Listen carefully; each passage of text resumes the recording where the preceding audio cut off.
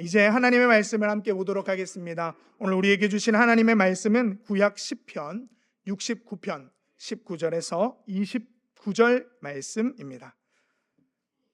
구약 10편 69편 19절에서 29절의 말씀입니다.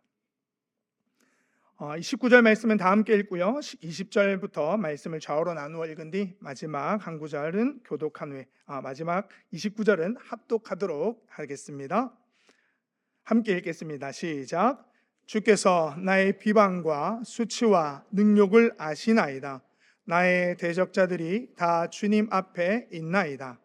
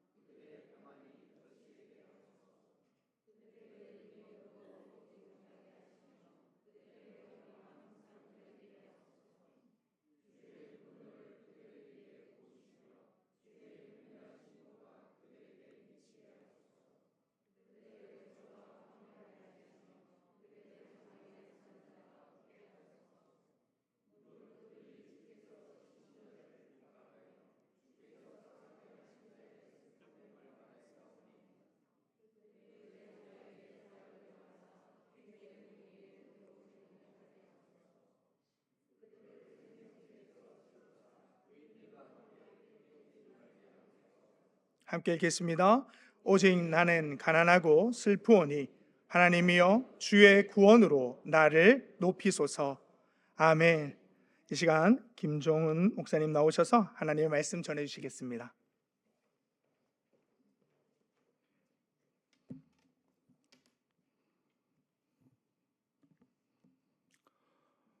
반갑습니다. 올해도 말씀 가운데서 여러분을 만나게 되어서 매우 기쁩니다. 이 여름에 여러분 모두 강건하시기를 바랍니다. 그리고 여러분의 가정과 직장에 주님의 은총이 충만하시기를 축원합니다. 그런데 여러분 오늘 성경 본문 말씀을 읽으면서 어떤 생각을 하셨습니까? 성경 말씀이 이렇게 성경책이 이렇게 두꺼운데 하필 이런 저주의 말씀을 본문으로 삼았을까 하는 생각을 하셨을 수도 있겠습니다. 또는 사랑과 용서의 종교인 기독교의 성경에 왜 이렇게 매서운 저주의 말씀이 있을까? 이런 생각을 하신 분들도 있을 수 있겠습니다. 그런데 혹시 이 저주의 말씀들을 읽으면서 이것 하면서 누가 생각나신 분 없습니까? 이 말은 저 사람한테 하고 싶은데. 여러분은 살아가면서 이렇게 누군가를 통렬하게 저주하고 싶으신 적이 없습니까? 저만 있는 걸로. 아마 한 번쯤은 이런 생각을 다 해보셨을 겁니다. 누군가를 향한 저주, 미움 이런 것이 가득 차 있을 때 여러분은 어떻게 하셨습니까? 이런 찬양이 있었죠. 기도할 수 있는데 왜 걱정하십니까? 그만하려고 그랬는데 따라 하셔서.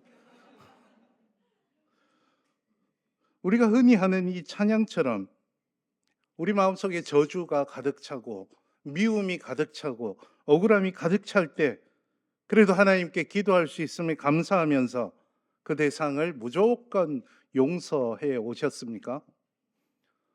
그게 그렇게 쉽게 가능하셨습니까? 우리 삶 가운데는 정말 의도치 않게 억울하게 당하는 고난들이 참 많은 듯합니다. 이럴 때 우리는 과연 어떻게 하면 좋겠습니까? 분노와 억울함, 상처와 좌절의 감정들이 우리 마음속에서 솟아오를 때 물론 우리는 기도를 해야 합니다. 그런데 그 기도 가운데서 우리는 이런 감정들을 어떻게 해결할 수 있을까요? 오늘은 시편 69편의 말씀을 통해서 우리가 드리는 이런 기도와 그리고 우리 자신의 마음속 깊은 곳을 다시 한번 돌아볼 수 있으면 좋겠습니다. 그리고 그 가운데서 하나님이 우리에게 주시는 음성에 귀 기울일 수 있다면 좋겠습니다. 오늘 본문이 들어있는 시편 69편은 구약 성경에서 드물게 다른 사람을 향한 저주를 다룹니다. 시편에는 더러 이렇게 기도자가 하나님께 다른 사람을 향해서 하는 저주를 쏟아놓는 시편들이 몇 편 등장합니다.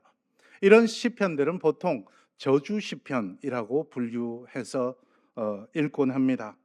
가장 대표적인 저주 시편이 오늘 본문이 들어있는 69편과 뒤에 있지만 109편이 있습니다. 이 저주 시편들의 기도자는 보통 하나님 앞에서 경건하게 살아가려고 매우 노력하는 사람들입니다. 그런데 이런 기도자들은 다른 사람들에게 원치 않게 미움이나 공격을 당한다, 이런 고백을 합니다. 기도자 자신은 아무리 생각해봐도 그런 미움이나 공격을 받을 까닭이 없다라고 하나님께 하소연합니다. 가령 오늘 본문에 있는 69편에서는 4절 말씀을 우리 함께 봅시다. 4절 말씀에서 기도자는 까닭 없이 나를 미워하는 자가 나의 머리털보다 많고 부당하게 나의 원수가 되어서 나를 끊으려는 자가 강하였으니 내가 빼앗지 않은 것도 물어주게 되었나이다, 이렇게 고백합니다. 그래서 기도자는 오늘 본문 첫 부분 19절과 20절에서 애타게 하나님께 이렇게 호소하죠. 19절과 20절 말씀을 봅시다. 주께서 나의 비방과 수치와 능욕을 아시나이다. 나의 대적자들이 다 주님 앞에 있나이다. 비방이 나의 마음을 상하게 하여 근심이 충만하니 불쌍히 여길 자를 바라나 없고 긍휼히 여길 자를 바라나 찾지 못하였나이다. 기도자는 까닭 없이 대적자들에게 고난을 당하는데 주위에 도와줄 사람은 아무도 없는 이런 상황에 있다고 하나님께 고백합니다. 여러분은 혹시 이런 일을 겪으신 적이 있으십니까? 나는 아무리 생각을 해봐도 잘못을 한 것이 없는 것 같은데 오늘 본문 말씀 그대로 까닭 없이 남들에게 미움을 받은 적이 없으십니까? 모르긴 해도 누구나 삶을 살아가면서 한 번쯤은 이런 일을 겪어 보셨을 것입니다. 그럴 때 그렇게 이유 모르는 미움과 고난을 겪을 때 여러분은 어떻게 하셨습니까? 혹시 지금 그런 상황에 있으시다면 어떻게 대처하고 있으십니까? 놀랍게도 시편 69편의 기도자는 여러분이 읽으신 그대로 하나님께 그 사람들을 향한 저주를 쏟아놓고 있습니다. 기도자가 어떤 저주의 말을 했는지 다시 한번 저와 함께 본문을 봅시다. 21절 말씀을 함께 봅시다. 그들이 쓸개를 나의 음식물로 주며 목마를 때에는 초를 마시게 하였사오니. 여기서 기도자는 먼저 저주의 대상이 자신에게 쓸개처럼 쓰디쓴 고난을 맛보게 하고 갈증과 같이 타들어가는 갈증처럼 뭔가 필요할 때 초를 주는 사악한 사람들이다, 이렇게 밝히고 있습니다. 우리말로 하자면 말 그대로 나에게 놀부심보를 쓰는 사람들이다, 이렇게 고백하는 셈입니다. 이어서 이 우리가 읽은 본문에서 두 번에 걸쳐서 저주를 쏟아놓는데 첫 번째 저주가 22절부터 25절에 나옵니다. 본문을 함께 봅시다. 그들의 밥상이 올무가 되게 하시며 그들의 평안이 덫이 되게 하소서. 그들의 눈이 어두워 보지 못하게 하시며 그들의 허리가 항상 떨리게 하소서. 주의 분노를 그들의 위에 부으시며 주의 맹렬하신 노가 그들에게 미치게 하소서. 그들의 거처가 황폐하게 하시며 그들의 장막에 사는 자가 없게 하소서. 이렇게 저주합니다. 이 말씀에서 기도자는 얼마나 대적들에게 당했는지 모르지만 이 말씀을 보면 적어도 자신이 당한 것보다는 훨씬 더 심한 것으로 하나님이 갚아주십시오라고 저주하고 있습니다. 22절을 보시면 풍요롭고 평안하게 살던 삶이 저주의 덫과 올무가 되게 해달라고 기도합니다. 23절을 보시면 눈과 허리를 예로 들면서 대적들의 건강에 치명적인 이상이 생기게 해 주십시오라고 기도합니다. 24절에서는 하나님이 징벌해 주십시오라고 기도하고 25절에서는 아예 그냥 완전히 없애 주십시오라고 기도합니다. 제가 훨씬 더 길어서 69편을 선택했는데 109편에서는 여기서 더 나가서 돌아가신 어머니도 어떻게 좀 해주십시오라고 하고 장차 태어날 후손들도 뭘 하든지 다 안 되게 해주십시오라고 저주의 기도를 합니다. 둘째로 기도자는 26절에서 대적들이 얼마나 무자비한지 그래서 내가 저주합니다라는 말을 합니다.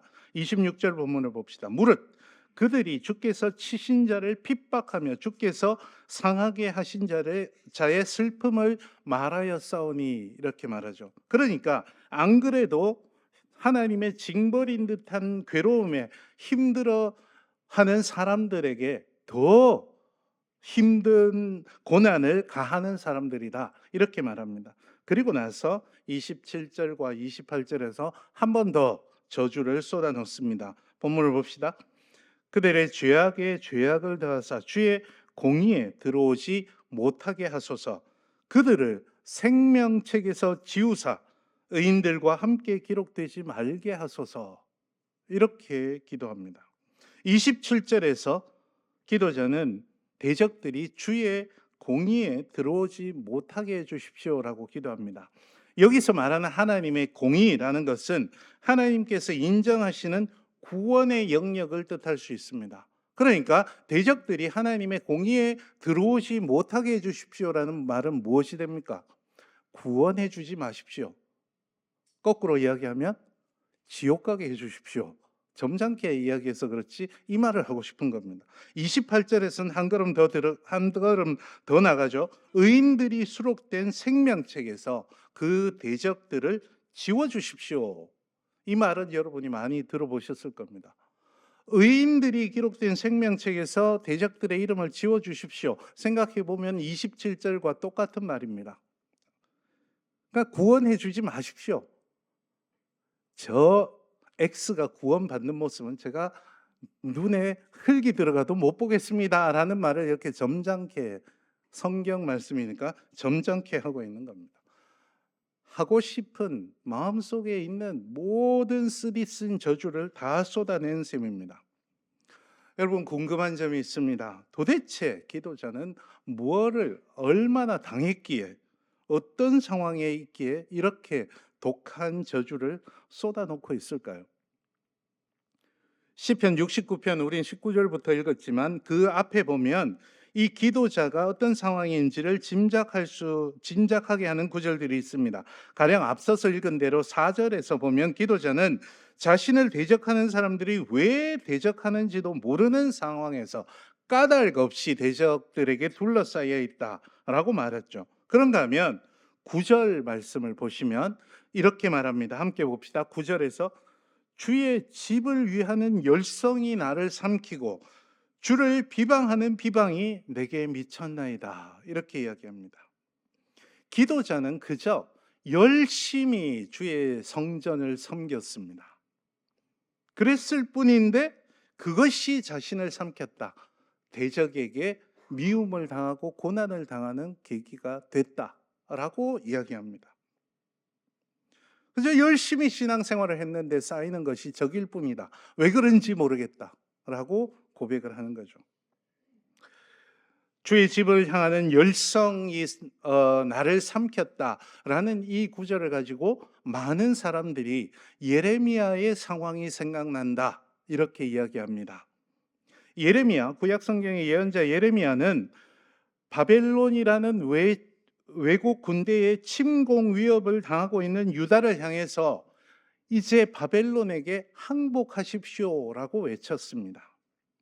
사실 예레미야가 바벨론에게 항복해라라고 외친 본 뜻은 바벨론의 침공은 죄를 짓는 유다를 향한 하나님의 심판 경고이기 때문에 먼저 하나님 앞에 회개하는 것이 우선이다. 다른 외세나 군대의 힘을 빌리는 것이 아니라 하나님 앞에 먼저 회개하라는 것이 본 뜻이었습니다.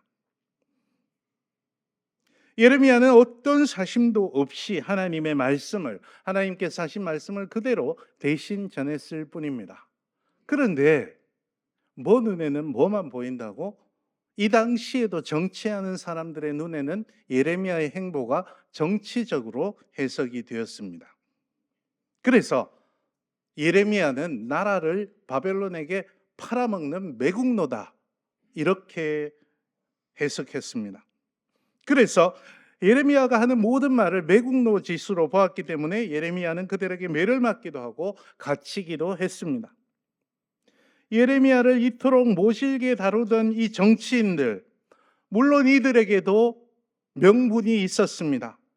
이들은 이집트 세력의 도움을 받아서 어떻게 해서라도 바벨론에 맞서서 나라를 지켜보자, 이런 명분이 있었습니다. 그러나 이 사람들은 사실 어떻게 해서든 시드기야 임금의 눈에 들어서 자기들이 누리던 세력을 그대로 누리려 하던 사람들이었습니다. 그러니 그들 눈에 예레미야가 하는 이 말들은 자신의 기득권에 도전하는 정치 세력으로 보였던 겁니다. 그러니 예레미야는 인간적으로 얼마나 억울했겠습니까? 그리고 대적들이 얼마나 원망스러웠겠습니까? 결국 결론을 보자면 예레미야는 그 모든 감정을 이기고 죽음을 무릅쓰며 예언자로서 사역을 잘 감당했다는 것을 우리는 잘 알고 있습니다. 하지만 그 사이, 고난을 당하고 그 모든 것을 이겨내는 그 사이에 예레미야도 오늘 시편 본문처럼 대적들을 향해서 저주를 쏟아놓았습니다. 이런 구절들은 이른바 예레미야의 고백록이라고 말하는 본문들에 기록되어 있습니다. 예레미야서에는 이런 예레미야의 고백록이 5차례 나오는데, 이 고백록에서 예레미야는 정말 피눈물을 흘리면서 개인적인 탄식과 대적들을 향한 저주를 쏟아놓았습니다. 그 가운데 몇 절을 읽어드리면 이렇습니다. 예레미야서 17장 18절 말씀을 보시면, 나를 박해하는 자로 치욕을 당하게 하시고 나로 치욕을 당하게 하지 마옵소서. 그들은 놀라게 하시고 나는 놀라게 하지 마옵소서. 재앙의 날을 그들에게 임하게 하시며 배나 되는 멸망으로 그들을 멸하소서. 이렇게 대적들을 향한 저주를 쏟아놓았습니다. 그리고 18장 23절을 보면, 예레미야서 18장 23절을 보면, 여호와여, 그들이 나를 죽이려 하는 계략을 주께서 다 아시오니 그 악을 사하지 마옵시며 그들의 죄를 주의 목전에서 지우지 마시고 그들을 주 앞에서 넘어지게 하시되 주께서 노하시는 때에 이같이 그들에게 행하옵소서라고 기도합니다. 여기서 한 말 모두 심판해 주십시오, 심판해 주십시오, 절대로 용서하지 마십시오 라는 말입니다.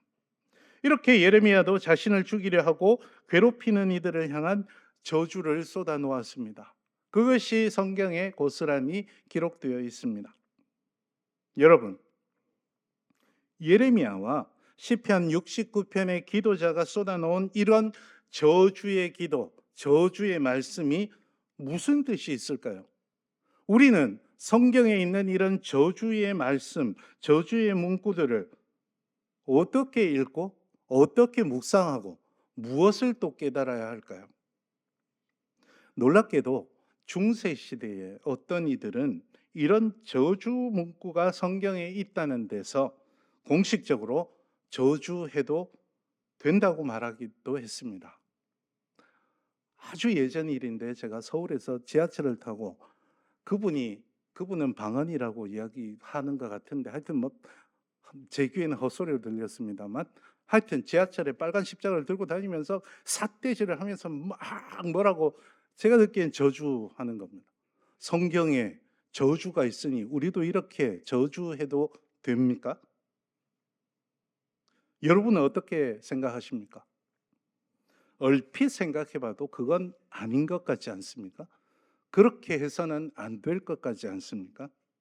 그러면 우리는 성경에 있는 이런 저주의 본문을 어떻게 이해하고 어떤 뜻을 새기면 좋겠습니까? 먼저 우리는 이런 저주가 사람들이 아니라 하나님 앞에서 이루어지고 있다는 사실에 주목해야 합니다. 가만히 살펴보면 시편 69편의 기도자나 예레미야는 대적들을 향해서 직접 저주하고 있지 않습니다. 분노가 일어나고 억울한 상황에서 그 분노가, 그 억울함이 직접 대적들을 향한다면 결국 아무리 경건하게 살려고 하나님의 사람으로 살려고 노력한다고 해도 대적들과 똑같은 사람이 되어버립니다. 이 세상에서는 대부분 받은 만큼 돌려주는 것이 원칙인 듯합니다. 그런데 가만히 생각해 보면 받은 만큼 돌려줘서는 분이 풀리지 않지 않을까요? 누가 여러분을 뺨을 한 대 치면 내가 뺨을 한 대 맞았으니 뺨 한 대만 치면 나는 분이 풀린다. 그런가요? 그렇진 않죠. 저 못하겠습니다. 예. 구약 성경에 눈에는 눈, 이에는 이라는 율법이 있는데 여러분 다 잘 아실 겁니다. 이것이 그런 상황을 잘 말해줍니다. 사실 눈에는 눈, 이에는 이라는 규정은 성경에만 있는 것은 아닙니다. 기원전 2000년 전부터 아주 고대 사회의 법전이라면 다 이런 규정들이 있었습니다. 그 정도로 널리 알려져 있었습니다. 눈에 당한 피해는 눈으로 갚고 이에 당한 피해는 이로 갚으라는 거죠. 꽤나 폭력적으로 보입니다. 눈 한 대 맞으면 상대편 눈을 때려주고 이 한 대 나갔으면 저쪽도 이 한 개 나가도록 해줘라. 폭력적으로 보입니다. 그러나 좀 전에 말씀드린 대로 가만히 생각해 보면 사람들의 마음을 가만히 생각해 보면 눈에는 눈, 이에는 이라는 것은 가해자도 피해자도 보호하는 법이라는 것을 알 수 있습니다. 말씀드렸듯이 눈에 피해를 당한 사람은 눈으로 끝나지 않습니다. 가만히 두면. 그러니 최대치를 눈까지로 규정하는 것은 이까지로 규정하는 것은 이성과 법을 강조하는 셈입니다. 어쨌거나 받은 것은 돌려주어야 직성이 풀리는 것이 인지상정이기는 합니다. 여러분은 어떻습니까? 여러분은 받은 것을 돌려줘야 직성이 풀리십니까? 근데 그러지 못하죠. 그러나 우리가 우리 안에서 생기는 감정을 그냥 내버려 두면 별반 다를 바 없지 않겠습니까? 하지만 기독교 영성 그리고 성경에서 배울 수 있는 영성은 그런 분노와 억울함, 상처와 공격성의 감정을 사람들에게 풀라고 가르치지 않습니다. 오늘 본문에서 보듯이 그런 감정은 사람이 아니라 하나님 앞에 내어놓아야 합니다. 한번 일어난 감정의 에너지는 해소되기 전에는 없어지지 않는 것이 우리네 인간의 심리적 특징입니다. 그런 해소를 분노의 감정, 억울함의 감정의 해소를 잘못하면 관계에서 실수를 하거나 자칫 범죄로 이어질 수도 있습니다. 그러나 오늘 본문의 기도자나 예레미야는 그런 모든 것들을 하나님 앞에 그대로 내어놓고 있습니다. 여러분, 기도란 바로 그런 것입니다. 해야 하고 할 수 있는 말만 하나님 앞에서 하는 것이 기도가 아닙니다. 여러분, 기도할 때 혹시 다른 사람이 내 기도를 들을 수 있다는 것을 생각하고 기도하신 적 없습니까? 다른 사람이 내 기도를 들을 수 있다는 것을 의식하면서 이래저래 좋은 말만 늘어놓는다고 해서 참된 기도라고 말할 수 없습니다. 우리 안에 어떤 것이 있든지 그 모두를 하나님 앞에 내어놓는 것, 그것이 기도의 시작이어야 합니다. 분노의 감정, 억울함의 감정, 미움의 감정, 이런 것들이 우리 마음에서 생겨나는 것은 죄가 아닙니다. 그러나 이런 것들을 다스리지 못하는 것은 죄가 될 수 있습니다. 죄로 발전하기 전에 하나님 앞에서 그것들을 내어놓는 기도를 해야 합니다. 오늘 시편 본문 기도자를 보십시오. 심지어 대적들이 하나님의 생명책에서 지워지기를 바라는 그런 끔찍한 생각마저도 하나님 앞에 솔직하게 내어놓고 있지 않습니까? 우리를 지으신 창조주 하나님 앞에서 우리가 가릴 것이, 덮을 것이 무엇이 있겠습니까? 설사 덮는다고, 가린다고 그것이 덮어지고 가려지겠습니까? 이것이 이 시편에 나오는 저주의 참 뜻입니다. 하나님 앞에서 우리 안에 있는 것을 그대로 내어놓는 과정입니다. 오늘 우리는 무엇보다 우리 안에 어떤 감정들이 있는지를 들여다보는 기도를 하면 좋겠습니다. 그리고 오늘 본문의 기도자와 예레미야처럼 어떤 대적으로 괴로워하고 있는지도 들여다볼 수 있으면 좋겠습니다. 그리고 그 과정에서 하나님 앞에 솔직하게, 오늘 본문처럼 솔직하게 우리의 감정을 하나님 앞에 내어놓는 기도를 하면 좋겠습니다. 이것을 기도의 자기 성찰이라고 할 수 있을 것입니다. 둘째로 우리는 이런 자기 기도를 통한 자기 성찰의 결과가 무엇이냐, 이것을 물어볼 수 있습니다. 달리 말하면 하나님 앞에서 저주의 감정까지도 드러내는 목적이 뭐냐, 이렇게 드러내놓고 무엇을 깨달으려고 하느냐의 문제입니다. 이것도 우리는 본문에서 배울 수 있습니다. 본문에서 기도자는 일찍이 이 목적을 서술하고 시작합니다. 시편 69편 5절과 6절의 말씀을 함께 보십시다. 5절과 6절의 말씀, 하나님이여 주는 나의 우매함을 아시오니 나의 죄가 주 앞에서 숨김이 없나이다. 주 만군의 여호와여, 주를 바라는 자들이 나를 인하여 수치를 당하게 하지 마옵소서. 이스라엘의 하나님이여, 주를 찾는 자가 나로 말미암아 욕을 당하게 하지 마옵소서. 이렇게 기도합니다. 이 구절에서 기도자는 두 가지를 강구합니다.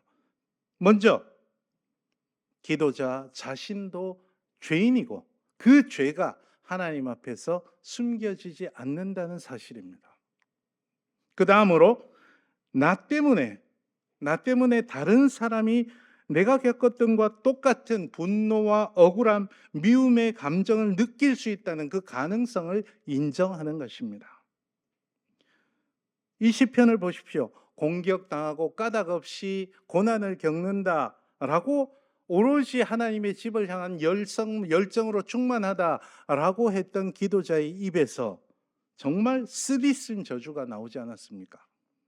그런 자기의 모습을 하나님 앞에서 발견하는 것이 이런 성찰에 하나님 앞에 모든 것을 내어놓는 것의 목적이라고 할 수 있겠습니다. 한마디로 공격당하고 있다고 여기는 순간 나도 공격자가 될 수도 있음을 인정하는 것입니다. 이것은 영적인 교만을 경계하는 것입니다. 한국 교회는 굉장히 영적인 교만이 널리 퍼져 있는 것 같습니다. 내가 하나님 예수 그리스도를 믿으니까, 내가 신앙생활을 오래 했으니까 나는 올바르게 판단해. 내가 그리스도인이기 때문에 내가 하는 행동은 옳아라고 이야기하면서 나는 옳기 때문에 아무런 잘못이 없어. 나한테 배워. 이런 영적인 교만에 빠지기 굉장히 수월한 환경에 있습니다. 하지만 하나님 앞에서 자신의 나약함 그리고 내 안에 있는 악한 것들을 내어놓고 하나님 앞에 겸손해지는 것, 이것은 굉장한 영성의 경지입니다. 어쩌면 시편의 기도자는 이것을 목적으로 삼고 스스로 성찰해 가는 과정을 저주 시편 전체에서 우리에게 보여주고 있을 수도 있습니다. 성찰의 결과 오는 깨달음, 그것을 우리는 오늘 본문 마지막 절 29절에서 배울 수 있습니다.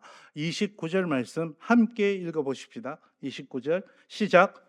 오직 나는 가난하고 슬프오니 하나님이여 주의 구원으로 나를 높이소서. 아멘.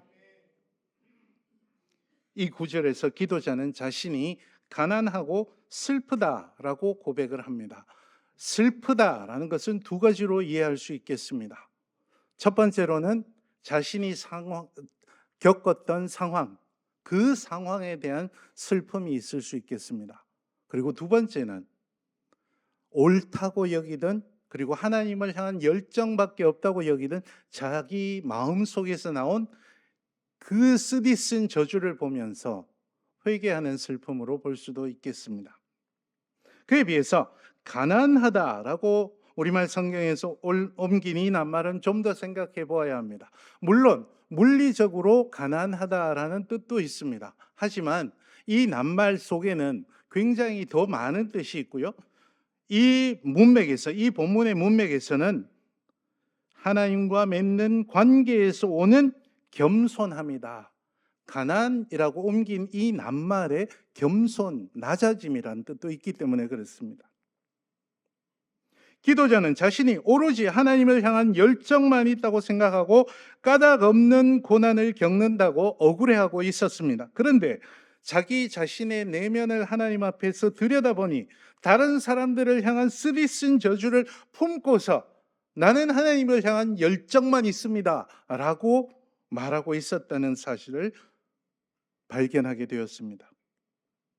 그래서 이 과정에서 기도자는 하나님 앞에서 자신도 한계가 있는 피조물일 뿐임을 깨달았습니다. 그리고 후반절에서 나오는 것처럼 구원은 오롯이 하나님께서만 베풀 수 있다는 사실을 인정하고 구원을 베푸시는 하나님 앞에서 다시금 겸손해졌다는 것입니다. 하나님 앞에서 겸손해짐, 그것이 진솔한 기도를 통한 자기 성찰의 목표가 되어야 할 것입니다. 이 세상을 살아가는 사람들은 누구나 자신이 옳다는 사실을 입증하는데 굉장한 에너지를 씁니다. 나는 잘못 생각하지 않고 나는 잘못 행동하지 않는다. 그리고 그러지 않았다라고 생각하고 주장하는 데 에너지를 굉장히 많이 씁니다. 그런데 누가 네가 잘못이다 라고 지적하면 견딜 수 없을 정도의 모욕감을 느끼고 분노하고 그런 말을 한 사람을 향해서 미움에 사로잡힙니다. 그러고는 자기도 모르는 사이에 자기 합리화를 하고 나는 잘못이 없는데 까닭 없이 다른 사람이 자신을 공격한다 이렇게 말해버립니다. 이렇게 되면 더 중요한 것을 놓치고 사소한 감정에 얽매여서 다른 사람과의 관계, 그것은 물론이고 하나님과의 관계도 깨어지는 것을 경험하고 맙니다. 무엇보다 자기 자신이 깨어져 버립니다. 여러분, 저와 여러분을 포함한 이 세상에 아무도 잘못을 저지르지 않는 사람은 없습니다. 누구나 잘못 생각할 수 있고 누구나 잘못 말할 수 있고 누구나 잘못 행동할 수 있습니다. 하나님 앞에서 우리는 모두 실수투성이의 부족한 존재일 뿐이기 때문입니다. 하나님 앞에서 나도 잘못 생각할 수 있다. 나도 잘못 행동할 수 있다. 이런 사실을 깨달을 수 있어야 하겠습니다. 이런 가능성이 열려 있지 않으면 우리의 삶은 정말 저주로 가득 차게 될 것입니다. 시편 기도자는 다른 이들을 향해 돋아있는 이런 저주의 가시들을 하나하나 뽑아내면서 자신을 성찰하고 있습니다. 그리고 자신도 다른 이들에게 그런 가시가 될 수 있음을 인정합니다. 이것이 하나님 앞에서 저주를 쏟아내는 성찰의 목적입니다. 이런 성찰의 결과 하나님 앞에서 나 자신을 더 온전하게 볼 수 있습니다. 그리고 하나님의 더 큰 사랑의 계획을 볼 수 있는 눈이 그제야 열릴 것입니다. 예레미야도 그러했습니다. 하나님 앞에서 대적들을 향한 저주를 쏟아놓은 예레미야는 결국 하나님의 더 큰 계획을 깨닫고 거기에 투신합니다. 여러분이 많이 들어보셨던 예레미야서 20장 7절부터 9절 말씀에 이것이 잘 나와 있는데, 이런 예레미야의 마음이 잘 나와 있는데 제가 한번 읽어드리겠습니다. 예레미야서 20장 7절부터 9절입니다. 여호와여, 주께서 나를 권유하심으로 내가 그 권유를 받았사오며 주께서 나보다 강하사 이기셨으므로 내가 조롱거리가 되니 사람마다 종일토록 나를 조롱하나이다. 내가 말할 때마다 외치며 파멸과 멸망을 선포함으로 여호와의 말씀으로 말미암아 내가 종일토록 치욕과 모욕거리가 됨이니이다. 내가 다시는 여호와를 선포하지 않으며 그의 이름으로 말하지 아니하리라 하면 나의 마음이 불붙는 것 같아서 골수에 사무치니 답답하여 견딜 수가 없나이다. 예레미야도 내가 다시는 이런 고난을 당하느니 여호와의 말씀을 선포하지 않겠다라고 했지만 자신도 어쩔 수 없는 나약한 존재임을 깨닫고 거기에 하나님의 구원의 더 놀라운 계획을 가득 채웠기 때문에 그것을 치욕이 되고 조롱거리가 되더라도 그것을 선포하지 않고는 배길 수 없는 하나님의 사람이 되었던 것이죠. 예레미야의 이런 고백은 자기 성찰의 기도를 통한 자기 성찰의 목적을 이룬 사람만이 할 수 있는 놀라운 영성의 경지라고 말할 수 있습니다. 주님의 사랑하시는 성도 여러분, 여러분은 제가 첫머리에 불러드린 찬양가사처럼 기도할 수 있는데 여전히 걱정과 실망, 염려와 방황으로 오늘도 괴로워하고 계십니까? 오늘 본문의 말씀을 통해서 우리 주님께서는 무엇이 되었든 우리 마음속에 있는 것을 하나님 앞에 내어놓는 기도를 하라, 이렇게 말씀하고 계십니다. 분노이든 저주이든 미움이든 무엇이든 하나님 앞에서 우리가 내어놓지 못할 것은 아무것도 없습니다. 감추는 것이 더욱더 잘못입니다. 감춘다고 해서 감추어지지도 않습니다. 그렇게 우리 마음속에 있는 것 들여다보고 그 안에 있는 것들을 다 내어놓는 동안 하나님께서는 우리 마음속에 또아리 들고 있던 모든 응어리를 치유해 주실 것입니다. 그런 치유를 기도하는 가운데 경험하게 될 것입니다. 그리고 하나님 앞에서 내어놓은 것들을 보면서 겸손하게 우리의 부족함을 다시금 고백하게 하실 것입니다. 그리고 구원은 오로지 주님께로만 오고 주님만이 나를 구원하실 수 있다라는 사실을 고백하게 하실 것입니다. 그런 성찰을 하게 하실 것입니다. 그리고 빈 마음 속에 하나님께서는 그분의 사랑으로 가득 채워주시고 모든 관계를 사랑으로 회복할 수 있는 주님의 사람으로 새롭게 나게 해주실 것입니다. 그리고 우리 마음 속에 한없는 평안으로 가득 채워 주실 것입니다. 이런 놀라운 역사가 있는 기도를 할 수 있기에 우리는 아무런 걱정도 실망도 염려도 방황도 할 필요가 없는 그리스도인들입니다. 기도합시다.